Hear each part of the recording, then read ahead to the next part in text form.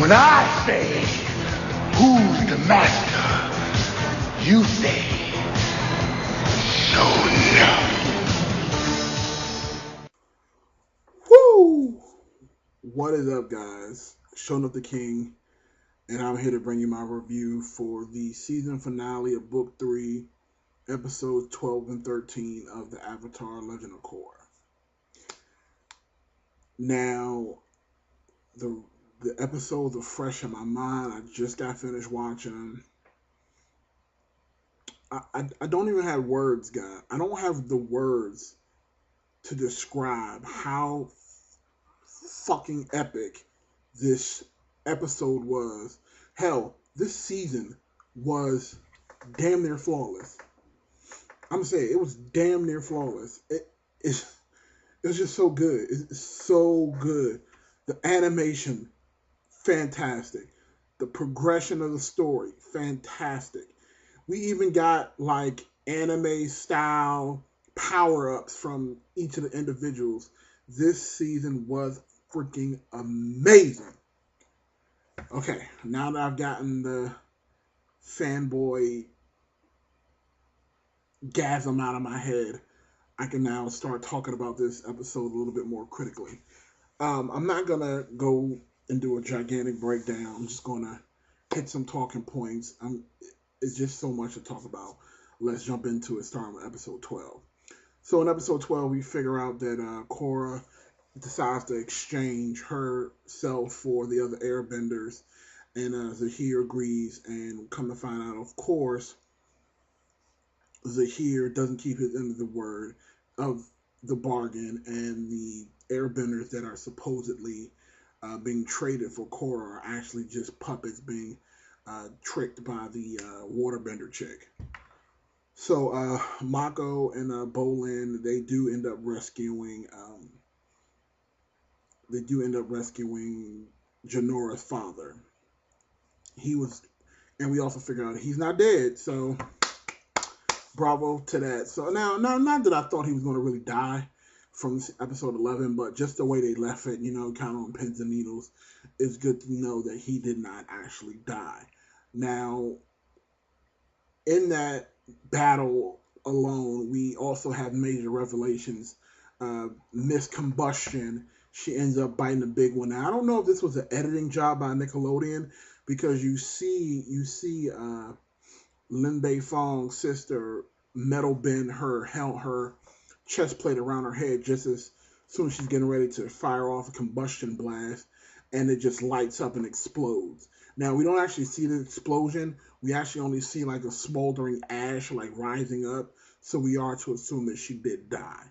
And even Zahir kind of confirmed that she was dead, so that was pretty much an epic end for her, just to see that towards the end, these guys are being very sporadic and they're just fighting to their last. Now, when I mentioned before about the anime style power-ups, the first one we saw was actually from Zahir. Now, we know how, before when I had discussed how each one of the benders has a progression power. Fire benders have electricity, water benders have blood bending, and apparently earth benders also have metal bending as well as lava bending. We found out that Zahir does have an upward ability, and that is he could freaking fly. So Zahir basically unlocks the ability to fly, gets his anime level power up, and is able to escape with Korra. Now that other than that epic fight, that was pretty much what happened in episode 12, but the meat and potatoes of why this season was so great was episode 13. So the Red Lotus kidnaps Korra successfully, and we finally figure out what the ultimate plan is. Now, the ultimate plan is that they want ultimate freedom. They want to end the Avatar line, and we already know that the only way to kill off the entire Avatar line is to kill the current Avatar while he or she, in Korra's case, is in the Avatar state. Now, what they did to facilitate that is they poisoned her. They used a metallic poison. It almost looked like it was mercury, kind of like what you use in thermometers. and it looks like they basically just gave her mercury poisoning, which triggered her avatar state, and the plan was just to kill her during that actual state. Now, what actually ended up happening is that Korra was fighting it. So she was fighting going into the Avatar state.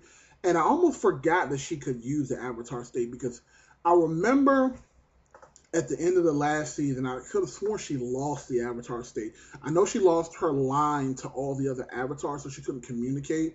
But I was also wondering why she never used her Avatar state until the end, or basically until she was forced. So I'm not sure if anyone knows, but you guys can let me know in the comment section below. But finally, she uses her Avatar state, and she basically hulks out. She just goes into her Hulk rage mode, and she is literally on some Fire Lord Ozai type stuff. Like, she's shooting the fire out of her feet. She's, picking up gigantic boulders. She's literally wrecking shit. So, she goes after Zahir and his group, and we actually get the entrance of Mako and Bolin. And I'm going to actually just break off right there. I'm going to talk about Mako and Bolin, more specifically Bolin. This season has actually been Bolin's, this has been one of Bolin's strongest seasons as far as his character progression. We in season 2, we had this whole knock tuck thing, and in season 1, we had them with the pro bending. I was overall okay with season 2, but season 2 was not the strongest season in any Avatar series, the Legend of Korra or the original series. Now, in this season, we meet metal benders, and Bolin had been trying to be a metal bender. He tried and tried and tried, couldn't get it. But in episode 12, we realized that Bolin actually gets his anime power up, as I'm going to call it, and he becomes a lava bender. Now, it basically now, we don't know the specifics of what makes a lava bender. We don't know if your mother or father has to be Fire Nation, or we don't know. And it's never really explained how you become a lava bender. It's just that if I had to choose between being a metal bender and a lava bender, I'd pick lava. Now, Bolin gets his power up, and he's in the battle with the other lava bender from the Red Lotus, and they're going at it. Now, Mako is actually going after the water bender, and they're having a pretty good fight too. And we come to find out. And again, if I'm not mistaken, we've never seen Mako use lightning.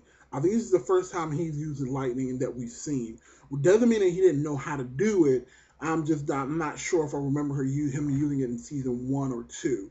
And we also figure out he gets a tiny power up as well, because he's also starting to use the fire jets, where you can basically take off and start flying a little bit with your fire.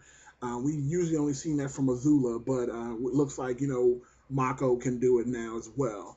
Now, one of the big stars of these last 2 episodes was actually Janora. We've seen her development from the beginning of the series, and then now to where she is. She's handled spirit. She can basically spirit travel way better than Aang could. Her airbending is perfect. She's basically becoming the master. So it's actually good. Her progression was pretty good as well. Now let's just jump back to Korra. Korra is in the middle of this battle with Zahir, and I'm trying to think of the best way to describe it. It was a mix between Neo from the Matrix versus Mr. Smith. Was it? I think it was Mr. Smith's name was. I don't remember, but that battle they had when they were fighting in the air, Korra's using fire to move around. She's using earth. She's using air. Anything she's just basically moving like an animal. And Zahir is flying around like Superman. Oh, so good. It's again, I can't. There's no way for me to articulate how good this episode is, how good this season is. This by far blows season 1 out of the water. I'm not even talking about season 2. Like, this might actually be the best season of Avatar in general. It's just that good. So, I don't want to, drag this on a little bit too long. Now, one thing I do want to talk about before I end the video is the repercussions. Now, Zahir gets captured. Korra gets saved. She has no fear of she didn't die, but clearly there's something wrong with her. Now she is Janora gets her status of master airbender. She shaves her head and she gets her tattoos, which is great. It was a wonderful moment. And Korra is actually pretty injured. She's in a wheelchair. This is 2 weeks later, and you can tell that she's not only physically scarred, she's mentally scarred. You can see it all in her face. Like, I think that what happened with Zahir is not just about her being beaten. I think mentally she's just wrecked as well. Like, I don't think she knows what she wants to do next as far as being the Avatar. I wouldn't be surprised if come next season it starts off with Korra not wanting to be the Avatar anymore and having that turmoil going on. But one other thing I gotta say is I don't know what they're gonna do as far as the villain is concerned, because this season was so damn good. I have no idea how they're gonna top it. Now, I won't say that this was a 10 out of 10 season. There were a couple of things that did annoy me, and I'll touch on it really briefly. I wish they would have done more with Zuko. I felt like we did see the Fire Lord, which was great. We didn't get to see his daughter. We didn't get to tie up any loose ends on whose offspring is who and who married who. And I know that's not the main focus of the directors, but I just think as fans, we want to know. We want to know who ended up with who. And the same thing applies to Toph. Now, we know Toph never really had a husband per se. She never stayed pinned down, as you would say. She basically moved around. So both the Beifong sisters have different dads. So, but I would just like to know, who the hell is your dad? Even better, where the hell were you, Toph? You know, all this stuff going on. I know you were wandering the world, but I would think that knowing all this drama is going on, you would have showed up. So I'm hoping in season 4, which will probably be the last season, we get to wrap those things up nicely and tied up in a little bow. But other than that, like I said, the season was so good. It was just so good. Now I want to know what you guys think. If you enjoyed my video, please thumbs up it. It definitely helps me out. And for anybody that's new that's watching my videos, I have a lot more interesting things. You can check out my channel and subscribe if you're interested.